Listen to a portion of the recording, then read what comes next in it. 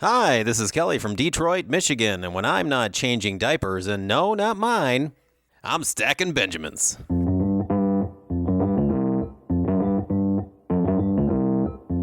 Live from Joe's mom's basement, it's the Stacking Benjamin Show.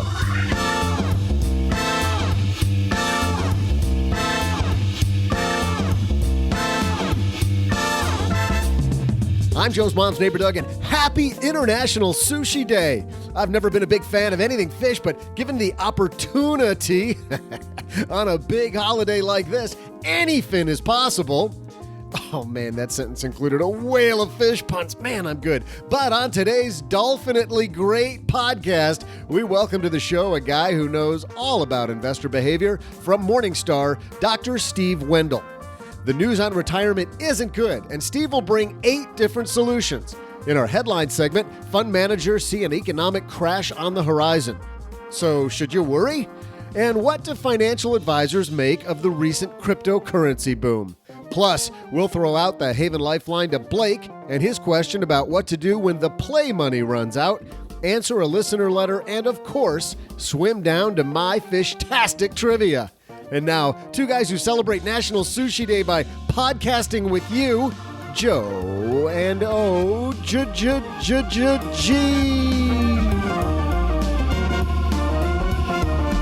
How else would you celebrate? Hello? I only like to eat California rolls, which isn't really sushi. It's just rice and fake crab. So you're like a fake, you're like a halfway sushi? Why not go all the way, man?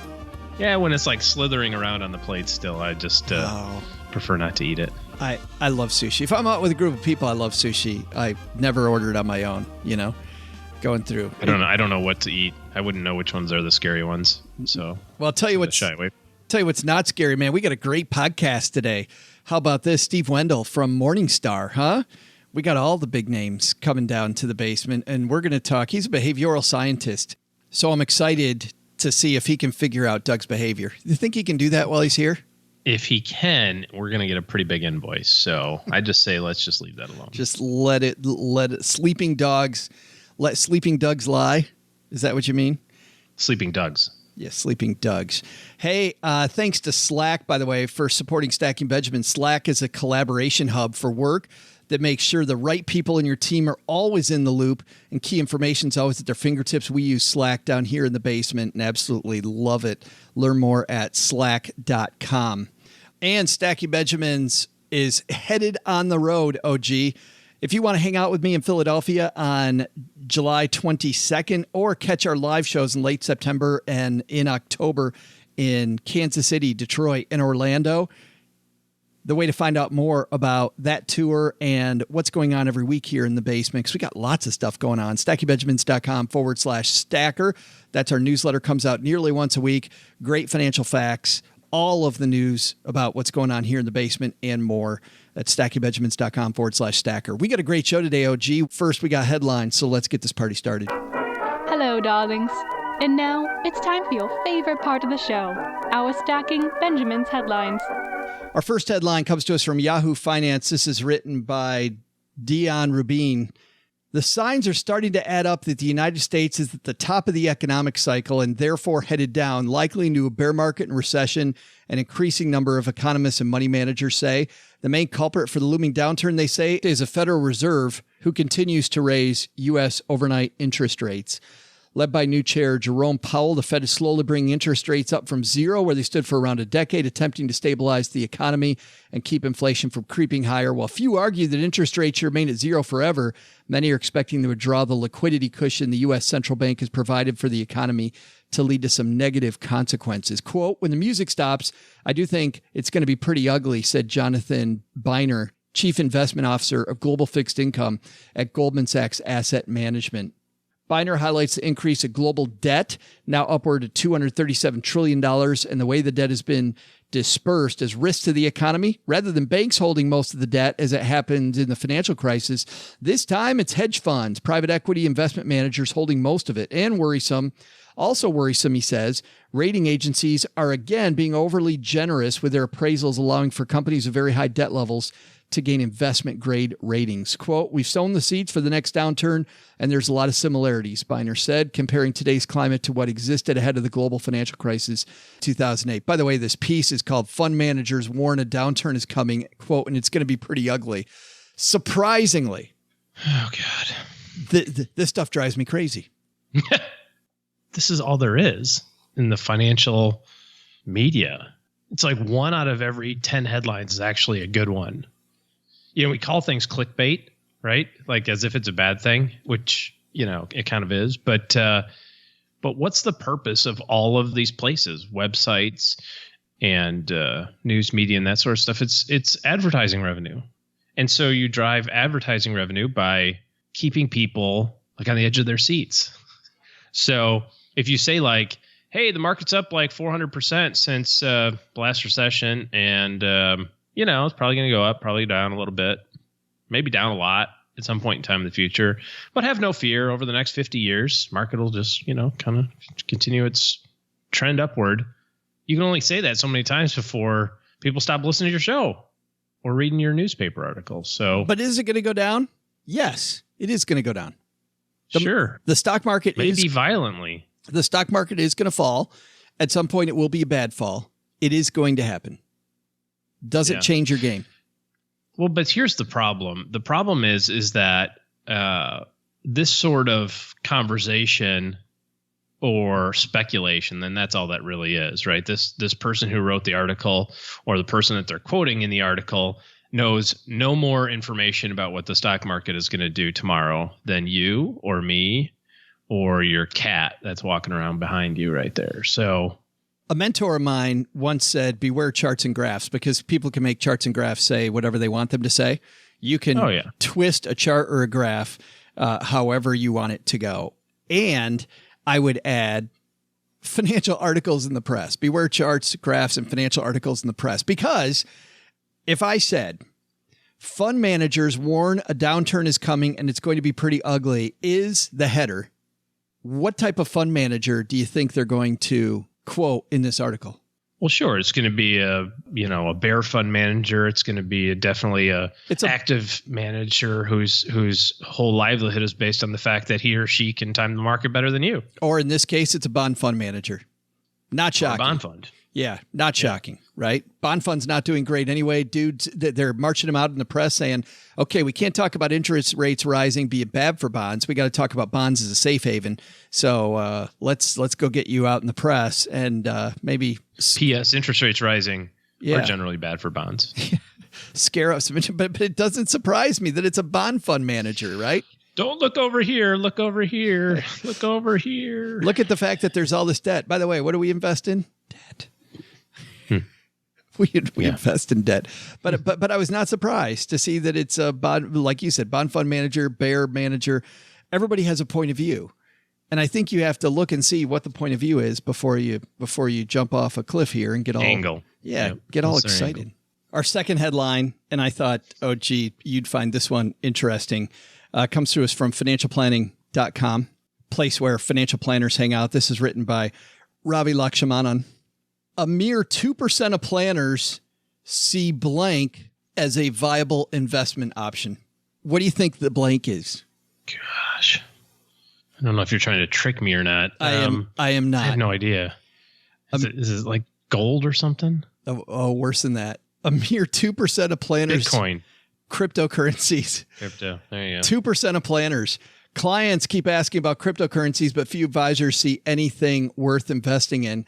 At least that's a finding of a new survey, which showed that a mere 2% of financial planners view cryptocurrencies as a viable investment option.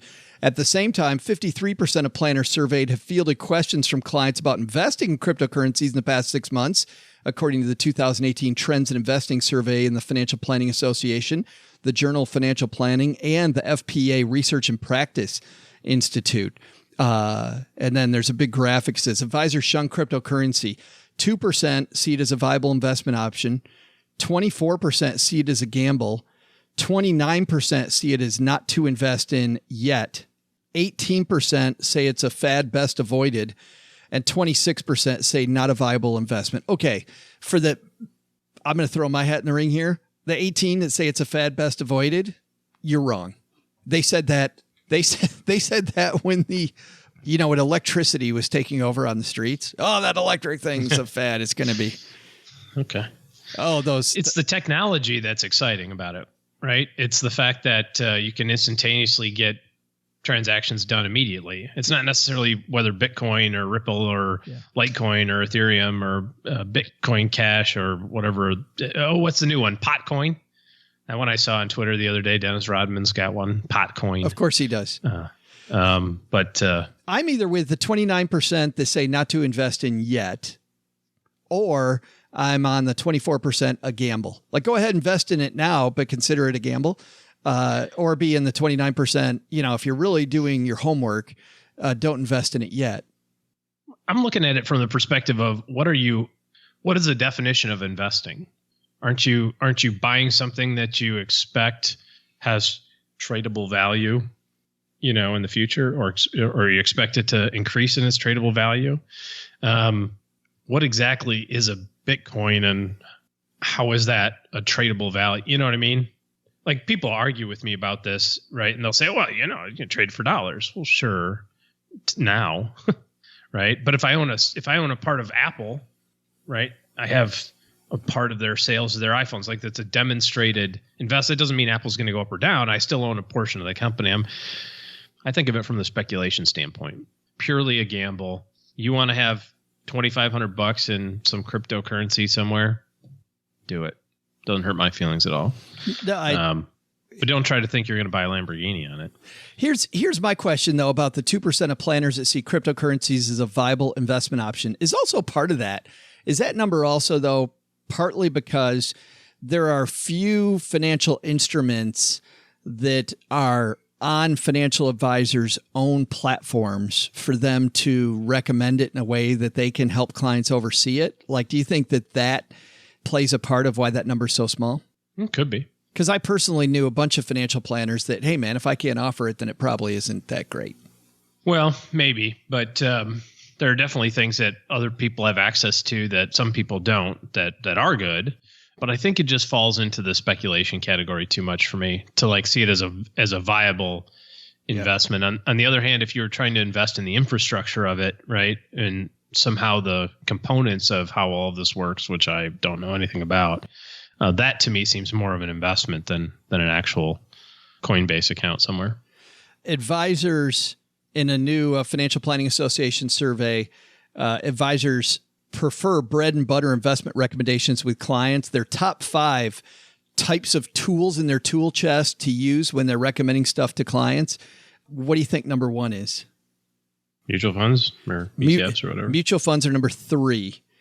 ETFs are number 1. Number 2 is cash. Number 4 is stocks. And number 5 is bonds. Cash, huh? I'm a little frustrated. Well, I don't see real estate beating any of those just because of the liquidity issues, right?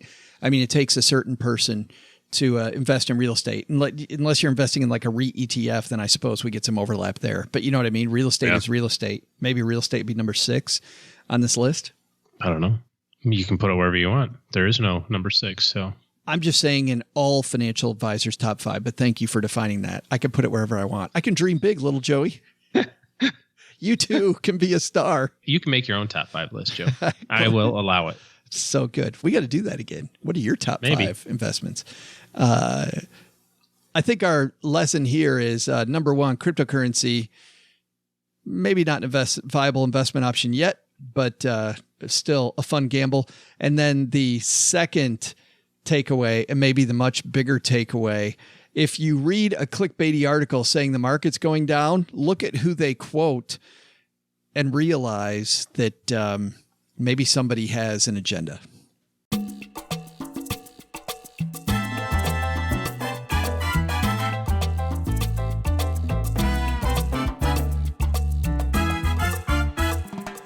Dr. Steve Wendel, upstairs talking to Mamo G. He's a behavioral social scientist who studies how digital products can help individuals manage their money more effectively. And he's the head of behavioral science at this little firm called Morningstar. Ever heard of them? Sounds like a new company. It does. Morningstar, actually, for those of you that don't know that we're joking, Morningstar to people in the financial realm, big deal. Big company, big, long history of helping advisors and clients figure out which investments are Gather info. portfolio worthy. Outside of work, I love this. He's also the founder and chair of the nonprofit Active Design Network, which helps over 10,000 practitioners apply behavioral research to product development through an annual conference and monthly events in 10 cities across the U.S. He went to this little school called Berkeley for his bachelor's, has a master's from Johns Hopkins, and a PhD from the University of Maryland, where he analyzed the dynamics of behavioral change over time. He now resides in Chicago, but today he's in Texarkana with us. Let's say hello to Dr. Steve Wendel.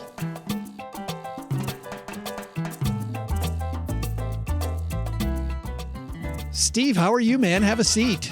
I'm doing great, thank you. Happy to be here. This is one decked out basement. It's most people don't have an appreciation for shag carpeting going up the wall, but I can see you're a connoisseur. This is beautiful. The scenario, Steve, at the beginning here, it doesn't look pretty for a lot of people going into retirement, does it? No, it really doesn't. We looked at how does the American public look in terms of their retirement future. We took a nationally representative sample of Americans and forecasted out what would happen on the current track.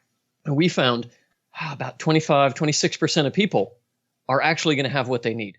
Everybody else, they aren't. Now, this is tremendously optimistic, as hard as that may sound. We assumed that you would have full Social Security funding. Oh, I wish that were the case. We assumed that people would never have unemployment, that they would not have any additional debts incurred, and that all the money that they're saving, they're planning for retirement. So basically that their life will continue going on whatever trajectory they're on now, which you and I know isn't the case. Exactly. And most importantly, that it won't have negative shocks. And the reason we did this is we wanted to look at what you can do to improve the outlook for Americans. And so rather than get into an argument about is it that bad? No, we took a very optimistic view and said, this is the best it is probably going to be for Americans. And that's a quarter of people having what they need. That's really dire.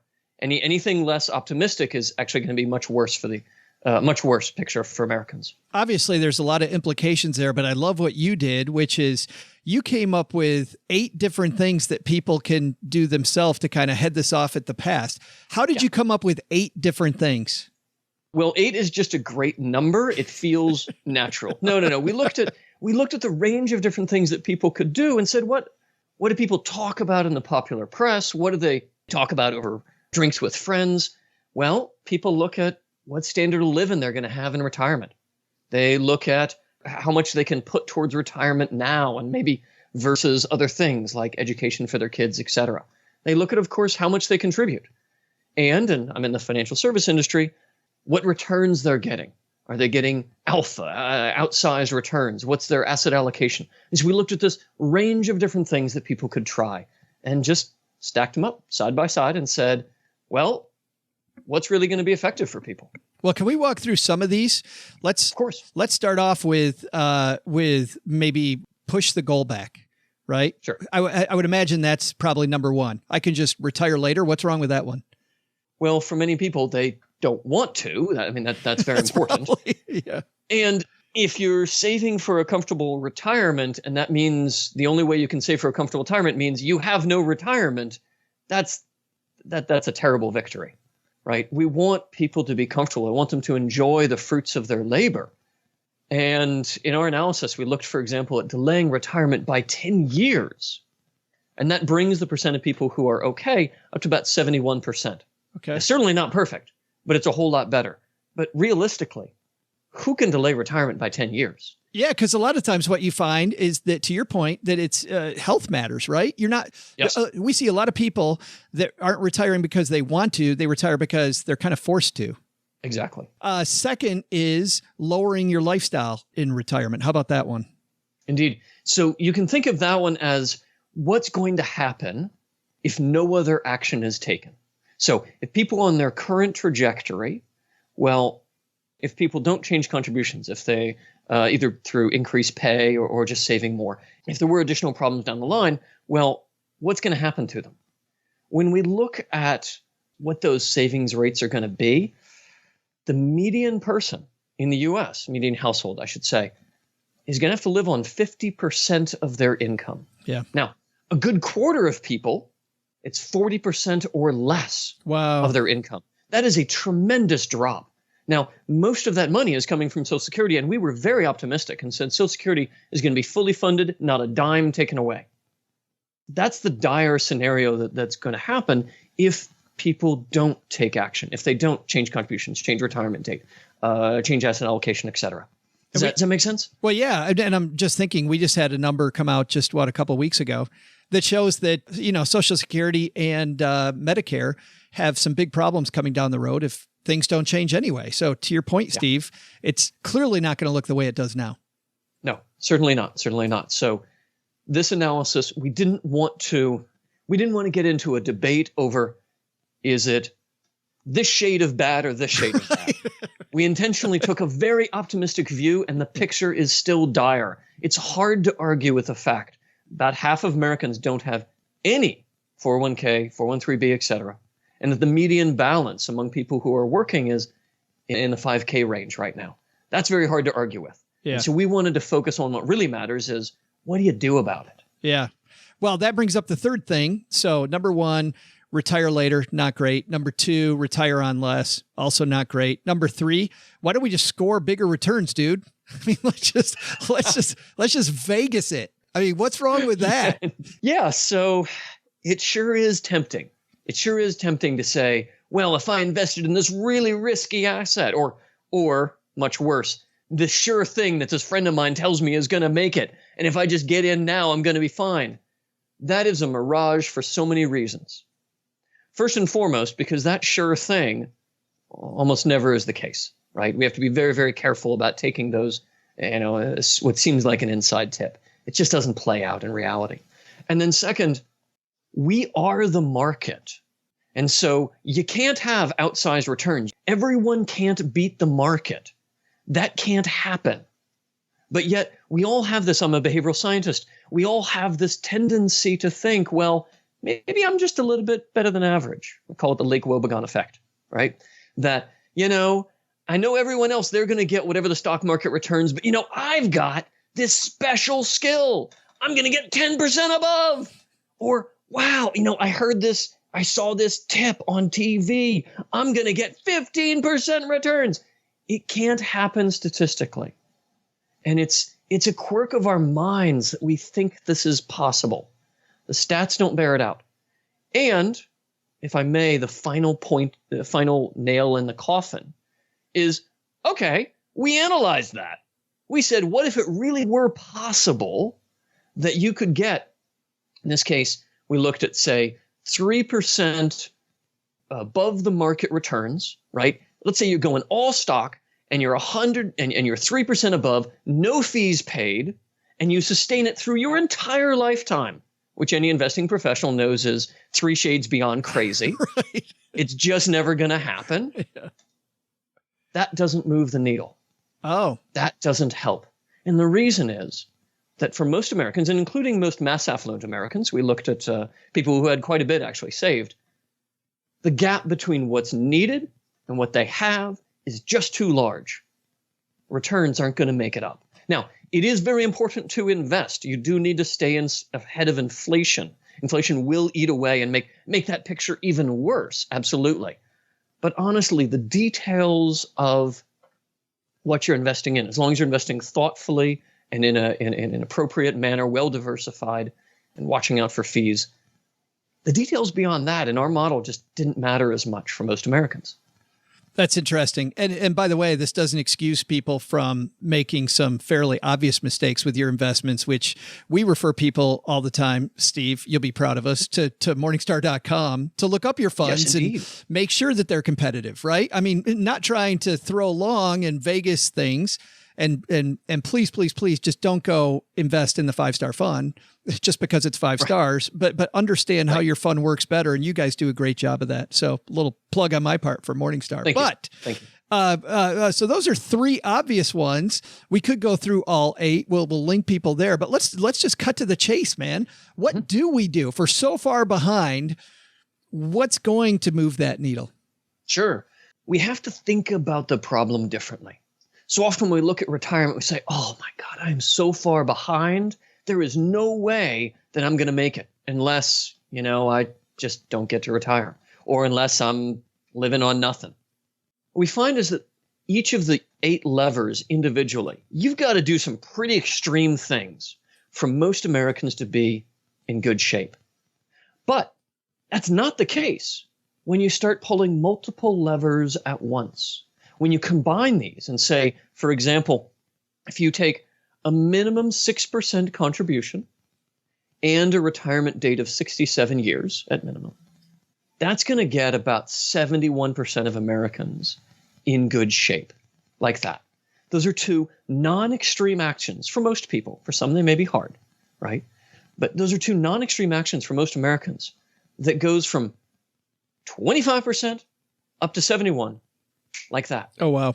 The key is holistic planning, is to look at the multiple things you can do that each one of them individually doesn't seem like a lot.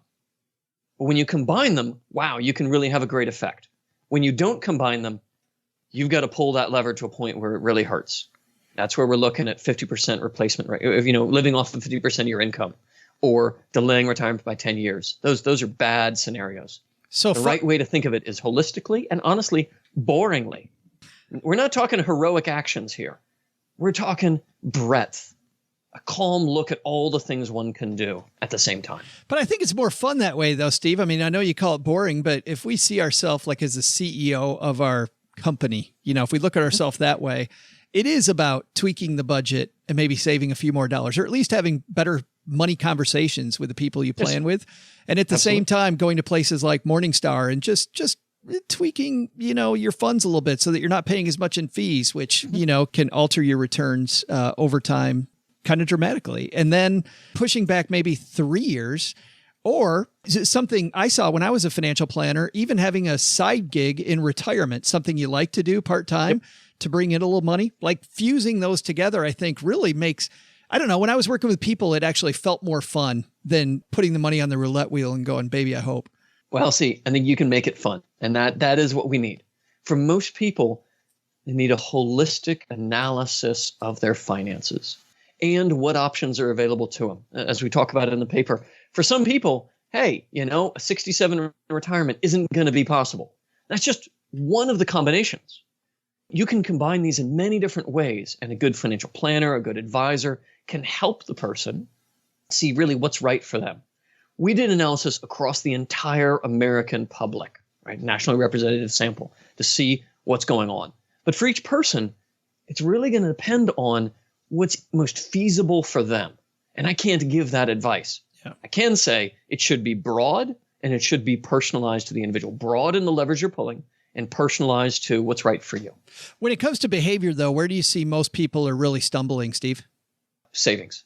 Absolutely savings. That's the core question. We look at what's really most impactful for folks that they can do right now. It's contribution rates. So the median individual is still defaulted into 3%. Yeah. And I don't know any expert who thinks that that's the right place to be. And that's the problem. And so one is, yes, we can work with the employers and say, really, we should be defaulting people to a higher rate. Absolutely. But it also comes down to the individual. If you're going to look at one thing right now, what are you saving for retirement? What are you having automatically deducted so you don't feel the pain so that you can be in a better place? And one of the things we looked at, for example, was for a lot of folks going from 3% up to 7% or 10%, wow, that just feels really difficult right now. So there's a great program in the behavioral world called Save More Tomorrow, which is you make a commitment right now when it's easy and it's cheap to say, hey, when I make more money in the future, that's when I want to save more, right? I'm going to commit now to save more in the future. It just seems a whole lot easier. And what we find is that if you do this gradual approach, over time, increasing the contribution rates, it has nearly the same effect. It's almost as good as flipping that Frankenstein switch right now. And it's just much easier for people behaviorally to wrap their heads around. You're making a commitment for the long term, and you're not having to feel the pain right now. You just got to make sure that it's locked into your workplace HR system. And it's easier partly, I would think, because you can save future raises, hoping, if you get future raises, controlling lifestyle creep. Like you can do things like that and still live your same lifestyle, still do the things you do today and not have to worry about that. Exactly. That's right. That's right. You You want to commit to using that money to help save your future before you buy that extra thing that you probably will forget about later anyway, right? Before you look at, whoa, I got a bonus, let me go spend it. Look, we all want to have fun. Just commit some of that money beforehand to saving for the future. Well, and I That's think where we see people struggle the most. Yeah, I think some of it is fun today and fun tomorrow, right? Yes. Yeah, you got to have some fun now and ensure that you can have some fun tomorrow as well. You guys at Morningstar, we always point to looking at funds at Morningstar, looking at your investments at Morningstar. Yep. You're part of this whole cool area of Morningstar that a lot of people don't know even exists, Steve, which is so frustrating, called the Investor Success Project. Tell me what you guys do there, because this is pretty cool. Yeah, absolutely. So Morningstar is well known for our expertise on investments. We've got the best insight out there on what's going on in the markets, what's going on in a particular fund, what's the manager doing, how the fees look, et cetera, right? And that's what we're best known for, and for good reason. It's wonderful work. We also focus on the investor. Our mission is to build great products that help investors reach their financial goals. That means not just giving them the information they need, but seeing where are the other obstacles. So we have policy folks who look at what are the policy obstacles. We have statistical work that looks at what are the different ways people are investing in different segments of folks and where do they struggle. And on my side, I'm a behavioral scientist and my team. And so we look at what are the ways that our minds are wired that get us into trouble. This procrastination, right? Not contributing enough for the future, just leaving the default what it is and what we can do about it. Now we've wrapped all of these efforts together across Morningstar, focusing on the investor and the obstacles they face above and beyond the markets into the Investor Success Project. It's a new project that we've launched this year. We have a series of papers coming out, actually, the ones that I just mentioned or some of them, on the policy environment, on this paper, et cetera, which is complementing what we're really well known for already, the investment work, with solid original research on investors and what helps them succeed. The website is morningstar.com. It's /company/investor-success. But you know what? If you're walking the dog or you're on your way to or from work or on the morning run, where I usually am when I'm listening to podcasts, you know, we've got you covered. We'll have the link to the Investor Success Project on our show notes page at stackingbenjamins.com. Thanks, Steve, for hanging out with us for a few minutes. It's so exciting to talk to you guys and to look at what you're doing. Thanks so much for having me. Hey, trivia fans, I'm Joe's mom's neighbor, Doug, and welcome to my favorite part of the show. All right, let's be honest, anything with me and it's the best part of the show. Before I regale you guys with today's trivia, I gotta say, in a little town like Texarkana, it's hard to celebrate National Sushi Day. Both sushi places are packed, so naturally I binged some sushi spots. Come on, Google is so 2017. Anyway, I actually found some interesting trivia. Here's a question. It appears that the world's most expensive sushi, the kind of stuff a guy like me would eat, is made with edible gold, diamonds, and what other precious jewel? I'll be back with your answer and hopefully some sushi right after this.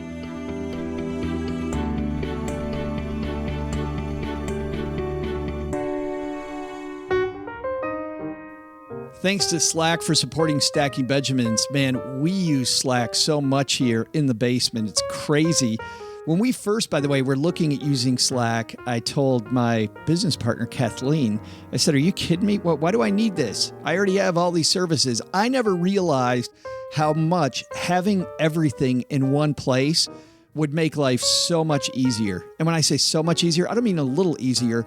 We create here in the basement 11 different podcasts. And if you're a busy person like I am, you need to have everything at your fingertips all the time. Slack's a collaboration hub for work. Whatever work you do, it doesn't have to be podcasts like it is with us. With Slack, the right people in your team are always kept in the loop, and the information that they need is right at their fingertips. I can go back to conversations we had a month ago very easily. Teamwork on Slack happens in channels, letting you organize conversations and information around projects, offices, and teams. And because everything you need to work is in one place, it's faster and easier to get things done. I'll give you an example there. We have a channel for our social media where we talk about that. We have a channel for Money in the Morning, our other podcast, 5-day-a-week podcast. We have a channel for workflow, for problems that come up with recordings with our engineer, Steve.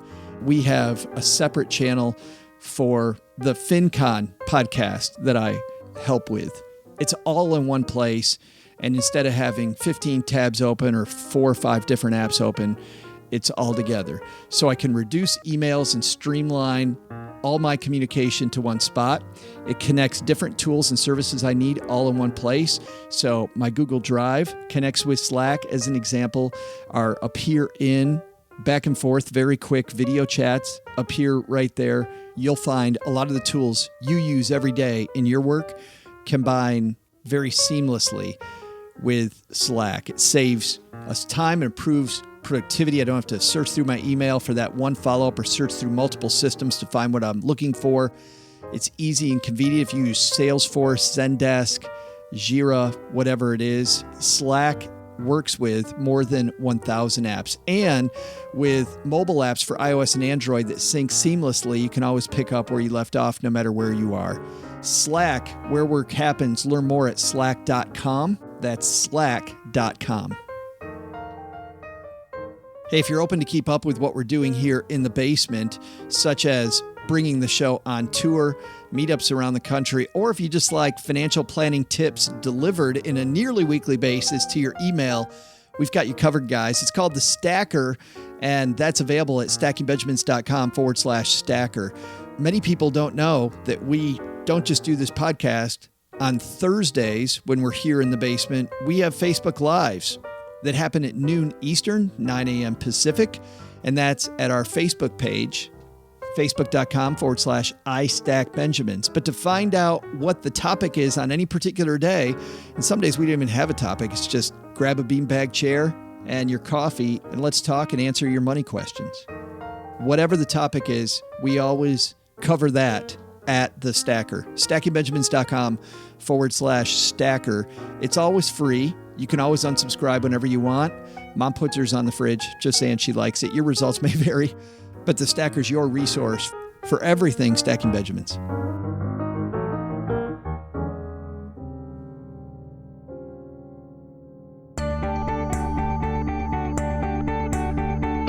Welcome back, trivia fans. I'm Joe's mom's neighbor, Doug. Check out this great news. I found a fully stocked sushi bar, and when I called over, they said there wasn't even a line. Looks like people don't even know about this hidden treasure called gas station sushi. They said they'd give me half off some of the packages because they expire tomorrow. Frugal plus great equals your favorite guy, Doug. That's what I'm saying. Speaking of sushi, let's get back to our trivia. Before the break, I asked you about the world's most expensive sushi. At $1,978 for a 5-piece order, this sushi is made with gold, diamonds, and what other precious jewel? The answer? Pearls. It was so obvious, people. I'm really disappointed more if you didn't get that one correct. Let me give you some Uncle Doug advice right here. Who needs $2,000 sushi when you can drive 3 minutes away and pay $3? See ya. It wasn't rubies. It was pearls. Same thing. Same. Thanks to Steve Wendel for stopping by.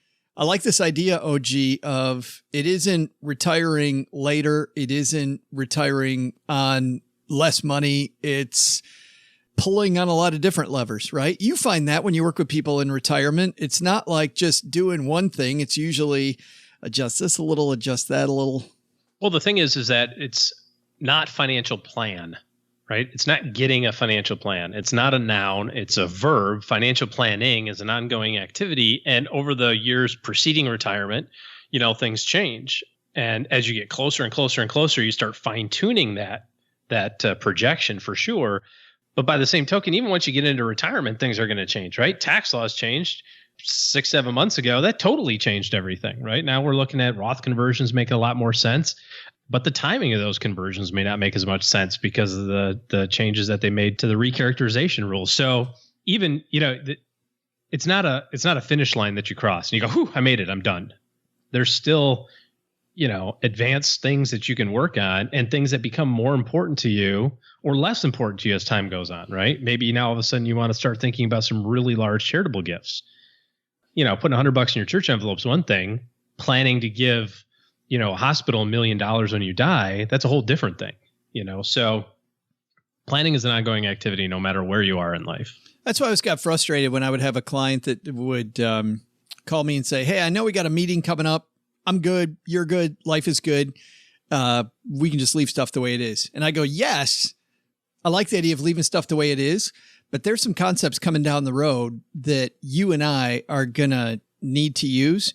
And I'd like to use this meeting so that when we get to that point, we're not surprised. Like I can start introducing you to some of this more, like as an example, long-term care, like what to do about it. Every time we bring up long-term care on this show, it's, that's a long discussion. Estate planning, long discussion. So yeah, just because we're not moving stuff doesn't mean we shouldn't be talking about it and planning ahead. I like that idea. It's not a plan, it's planning.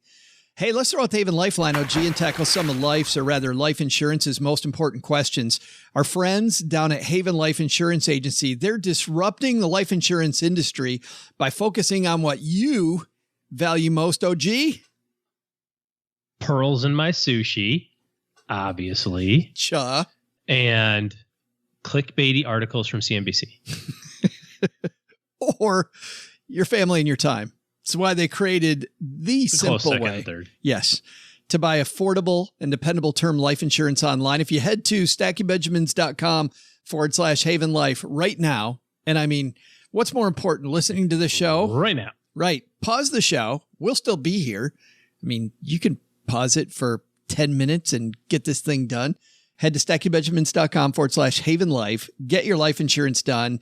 You'll get a free estimate for coverage and learn about life insurance the modern way. By the way, the people at Haven Life couldn't be nicer people. Just absolutely love their customer service people. Just an incredible team over there. Speaking of incredible, let's say hello to our new BFF, Blake. Say hi, Blake. Hey, Joe and OG. Just wanted to say thank you for having Roofstock as a sponsor, because I just closed on my first property there, and it went very smoothly, and it looks like it's going to cash flow in year one, so thank you. That is real cool. Anyways, my question is about the sandbox that you mentioned from time to time, having play money.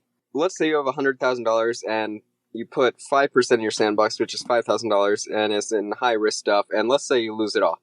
What happens then? Do you now have $95,000, and then do you take 5% of that $95,000, so like $4,500, and put it back in your sandbox and then lose it again?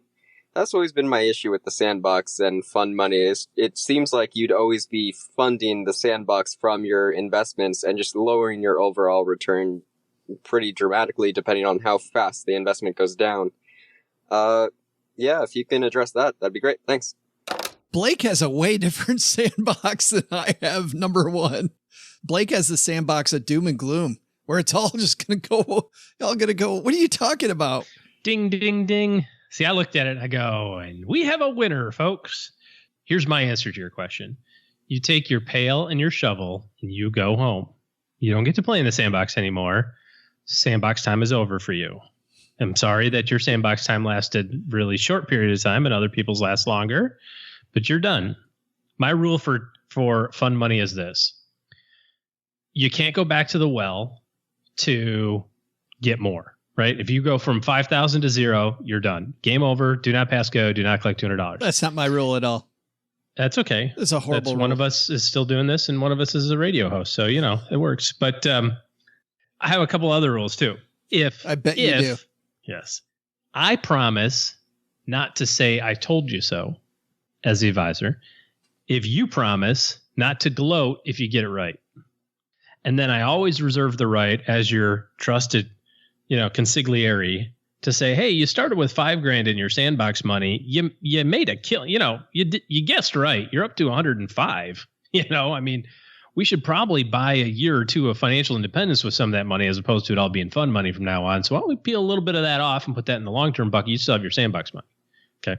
So that's what I choose to do with that. If Joe has a different opinion, which apparently is the continue to dollar cost average down your portfolio to 0, just like Blake's suggesting. So let's hear Joe's opinion on the whole matter. Blake's like, I want to know what type of risk Blake is taking. Blake thinks your sandbox money is the number 3 horse in the 5 race, the 3-legged pony or something.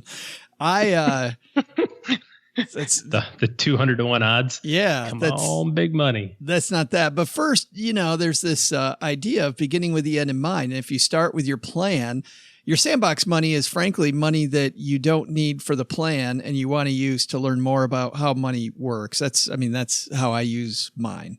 So that money goes away.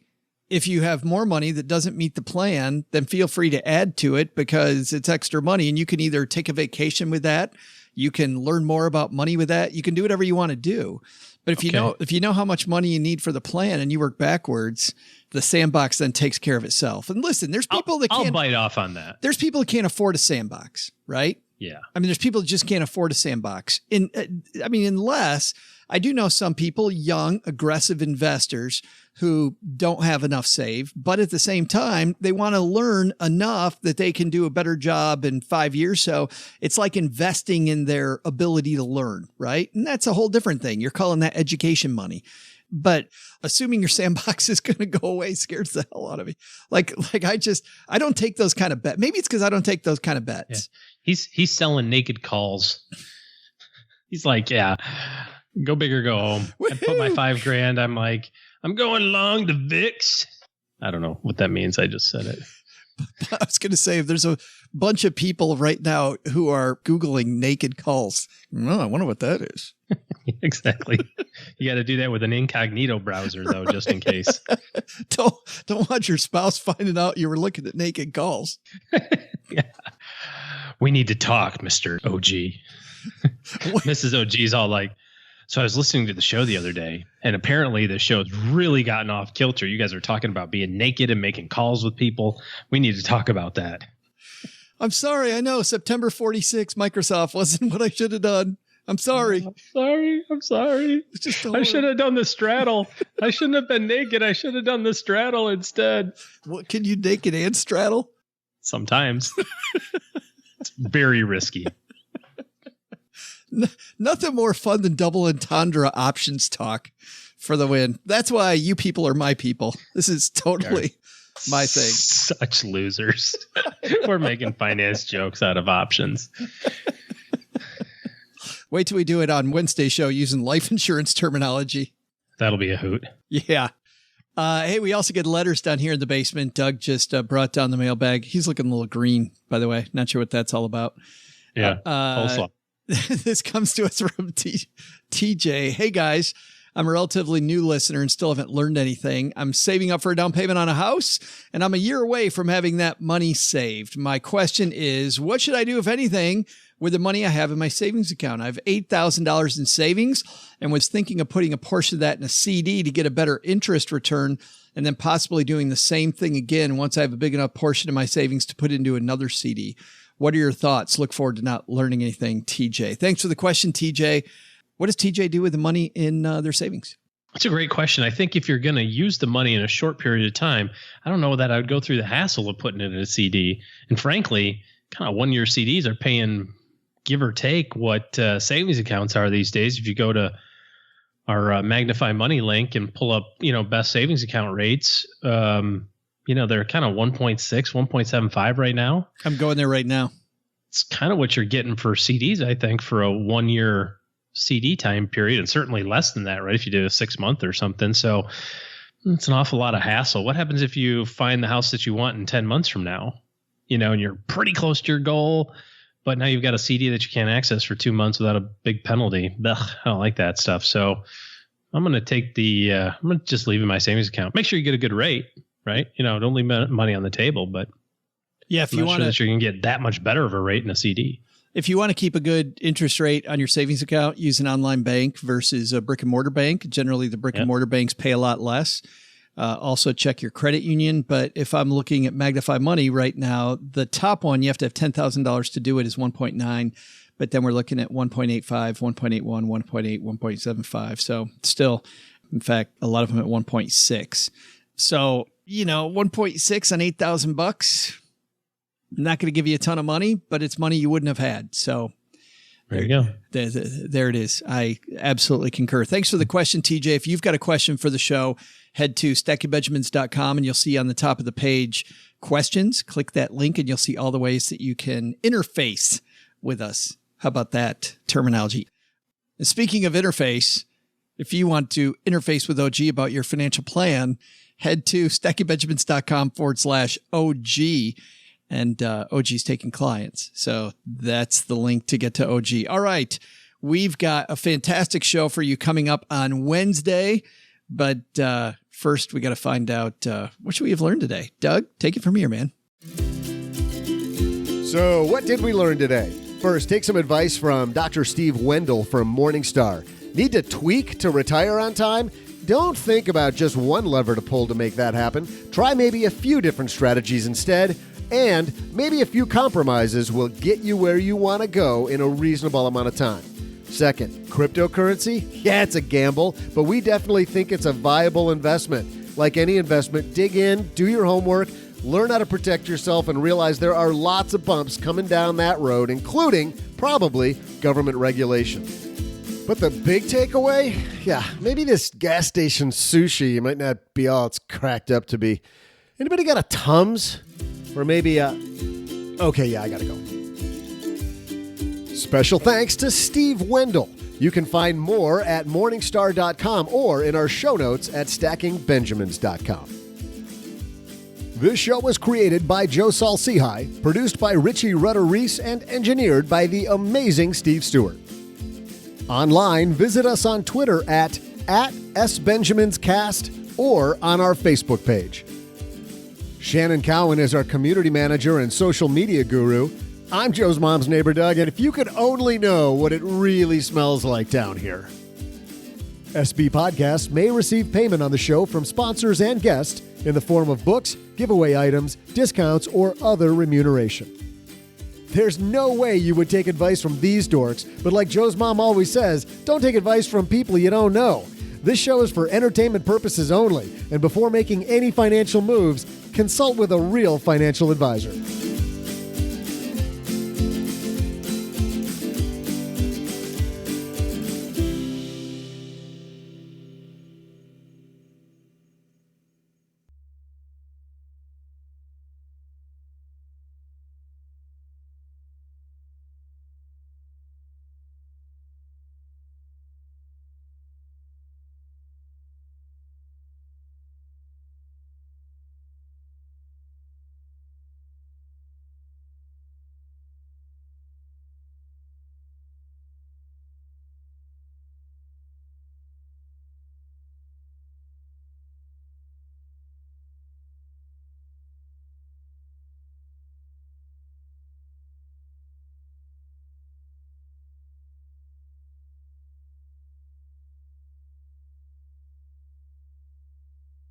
Welcome to the after show. It's part of the show. We no longer talk about money here. We talk other stuff, bonus content. I don't like the word content.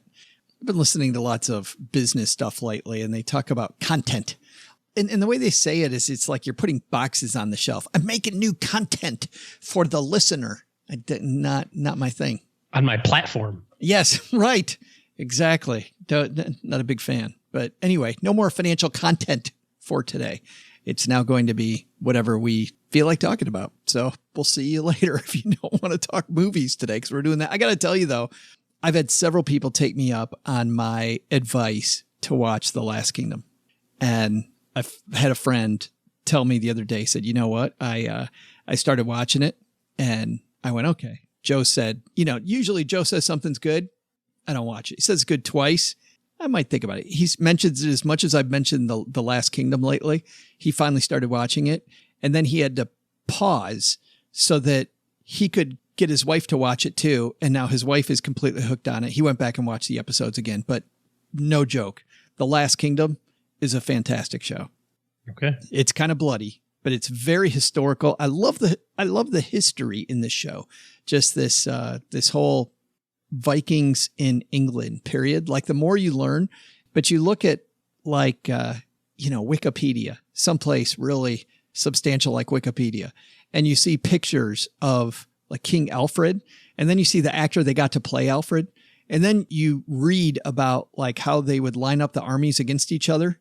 And then you see how much care they take. Like, don't get me wrong. It's not a documentary where they're stopping and saying, and this is the way that the Vikings did stuff, and this is the way the Saxons did stuff. No, but the characters take time to set things up. And during that, you're actually learning a lot about the history of the time. And it's Fascinating show. Fantastic story about Uhtred. I am Uhtred, son of Uhtred. You won't get that joke unless you watch the show, because they do a synopsis at the beginning of each episode. Mm-hmm. And whenever I'm hitting play, I always turn to Cheryl and I go, I am Uhtred, son of Uhtred. Because that's the first thing he says every single time. I see. Okay. I just finished Billion season 3. It's the best writing on the planet right now. Still got to find a way to watch that without getting into what, Showtime? Isn't that Showtime? It's $10. The company can float you the $10.99, Joe. It's a business expense for us. So it's a loan. No, shareholder loan. You'll have to pay it back. I did go at 87%. Let's talk about a movie. It's like one of those payday loan things where it's like your interest rate will be 4,300%. You'll just pay back $1 a week for the next 52 weeks. That's a pretty good deal. It's no big deal, right? It's just $1. This is a movie that largely got ignored. A lot of people went to see it, but not as many as have seen the movies before it in this universe. I went and saw Solo, a Star Wars story.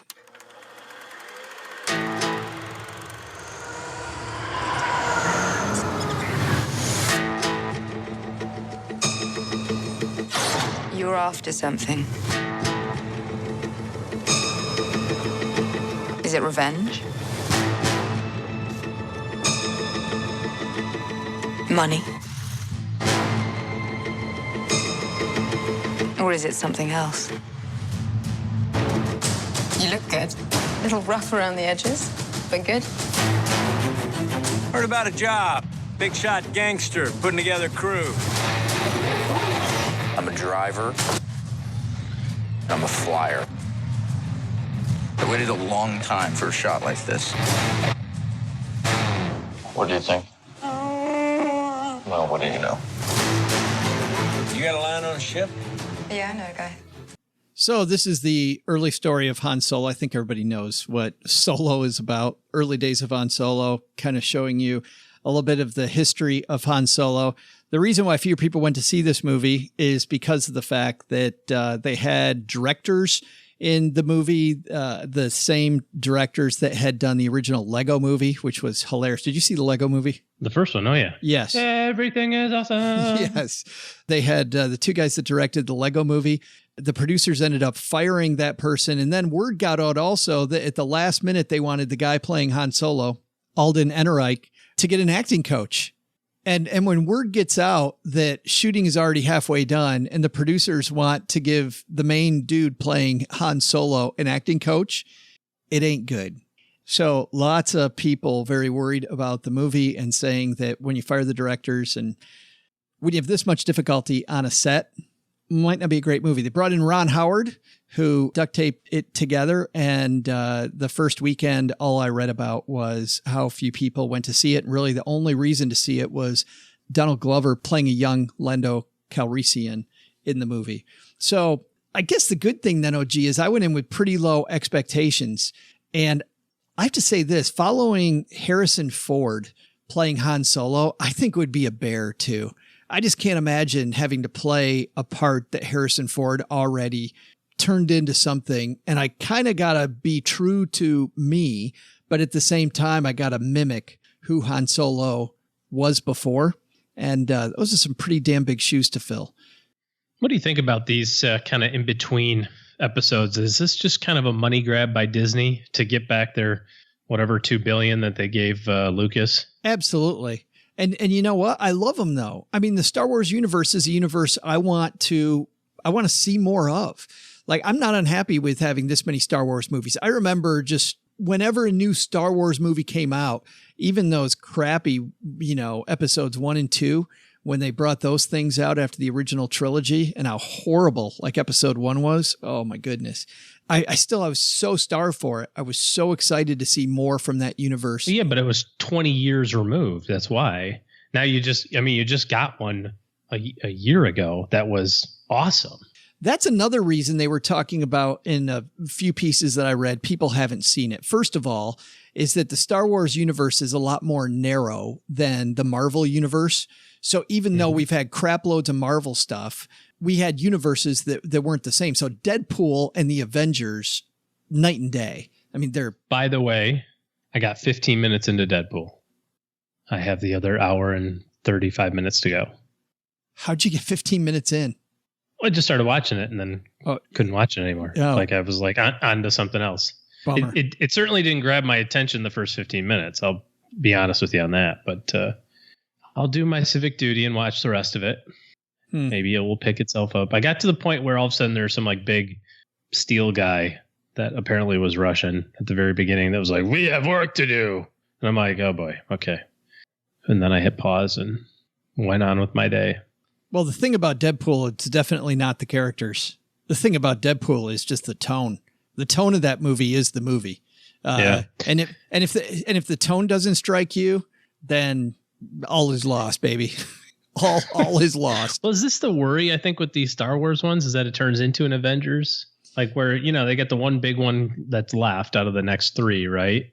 And then what? Are they just going to do a whole bunch of like silly Star Wars movies where they layer everything on top of everything on top of everything and turn it into... I don't know that they even have to have 3 in this one. They don't even need it to be a trilogy. It could just be this ongoing story. And I bet that they try to do that.